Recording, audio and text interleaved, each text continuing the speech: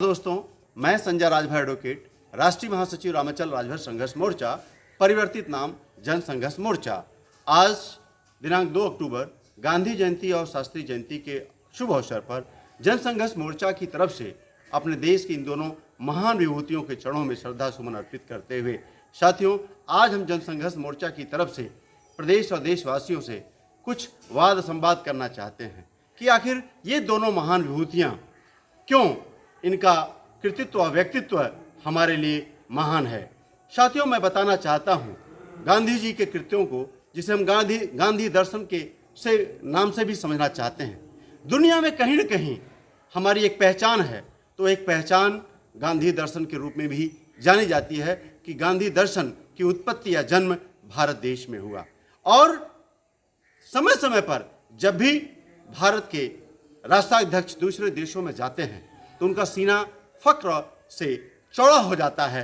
जब विदेशों में गांधी दर्शन की धूम मची होती है और गांधी दर्शन के नाम पर हमारे देश के राष्ट्राध्यक्षों को, हमारे देश के लोगों को सम्मान मिलता है।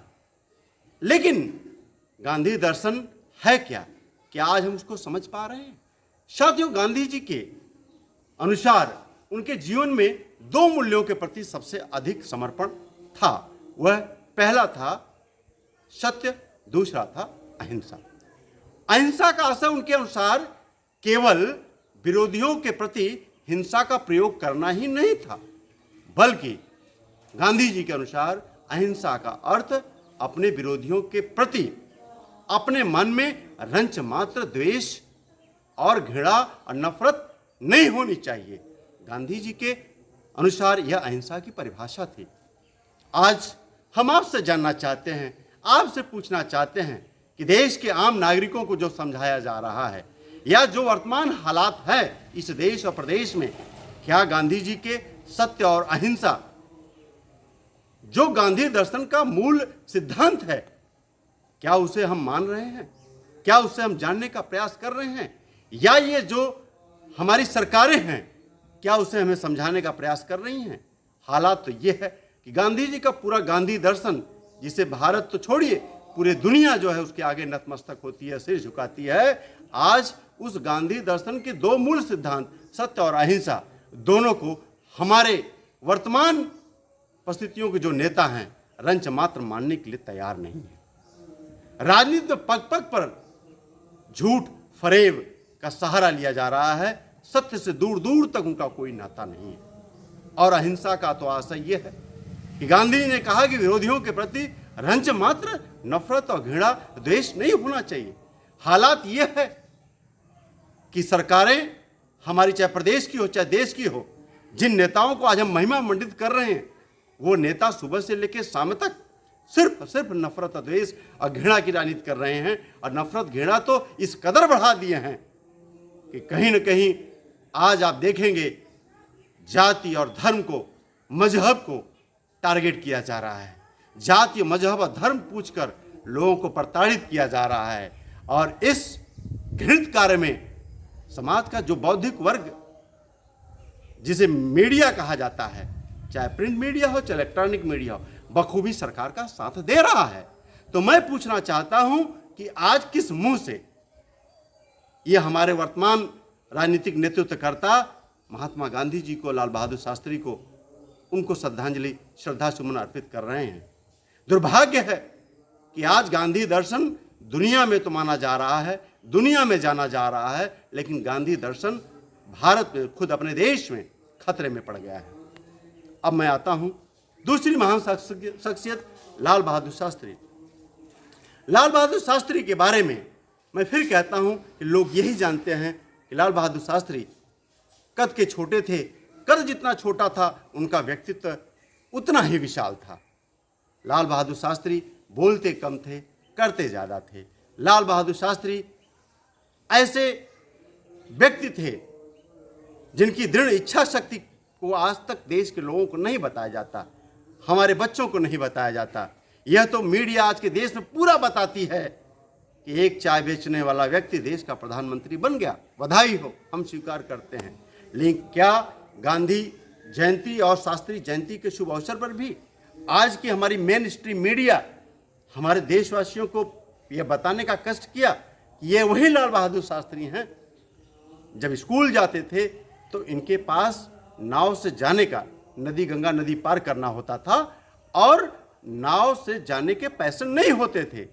लाल बहादुर शास्त्री जी अपनी किताबों के बंडल को बांधते थे और सिर पर रखकर गंगा नदी को पार करके विद्यालय जाते थे। इतने बड़े त्याग को, इतने बड़े संघर्ष को जीवन के आज हमारे लोग नहीं बताते, हमारी मीडिया नहीं बताती, हमारे नेता नहीं बताते।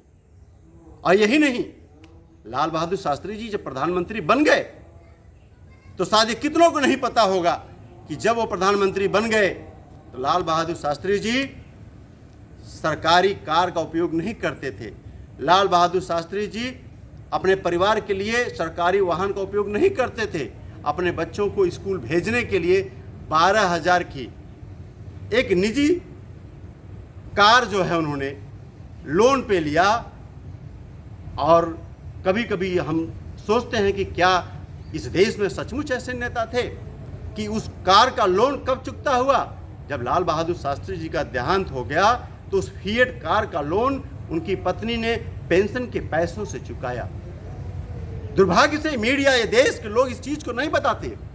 ये जरूर बताते हैं कि आज हमारे प्रधानमंत्री जी 8,000 करोड़ के इस गरीब देश जो है, अगर गरीब देश कहूँ तो कुछ लोग कहेंगे माखौल उड़ा रहे हैं, लेकिन निश्चित रूप से ये देश आज भी 80% कहीं ना कहीं गरीबी रेखा के नीचे जीवन यापन कर रहा है।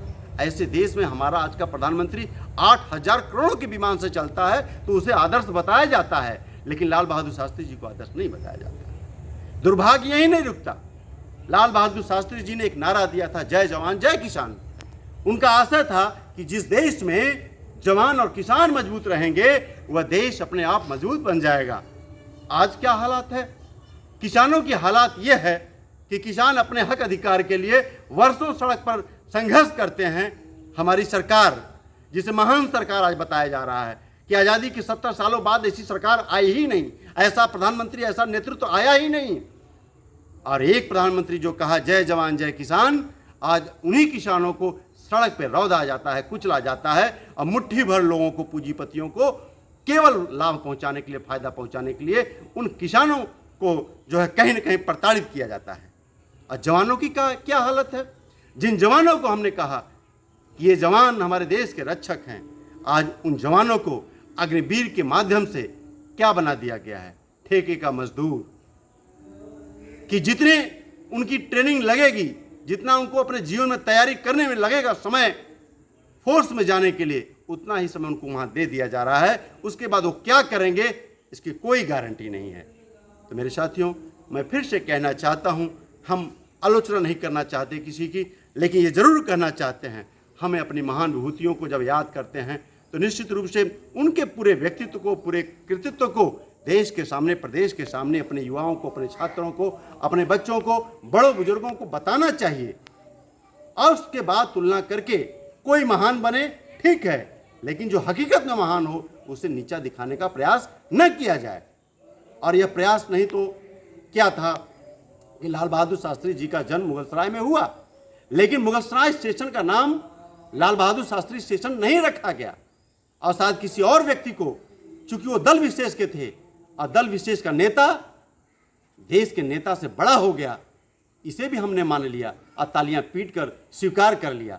आखिर कब तक हम लोग इस तरह गुमराह होकर अपने महान विभूतियों, महान मनुष्यों के आदर्शों को नकार कर, भूल कर जो है देश की विचारधारा को चौराहे पर खड़ा कर देंगे, देश की भाईचारा को चौराहे पर लाके खड़ा कर देंगे।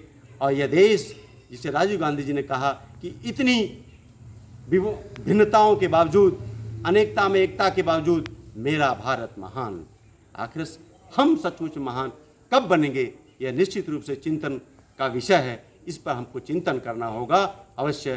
पुनः एक बार अपनी महान विभूतियों को श्रद्धा सुमन अर्पित करते हुए जन संघर्ष मोर्चा की तरफ से आप सभी को ढेर सारी बधाई, शुभकामना। हमारे संदेश को आप संजय राजभर जन संघर्ष मोर्चा यूट्यूब चैनल पर भी देख सकते हैं, सब्सक्राइब कर पुनः आप सभी को ढेर सारी बधाई और शुभकामना। जय भीम, जय समाजवाद, जय महात्मा गांधी, लाल बहादुर शास्त्री।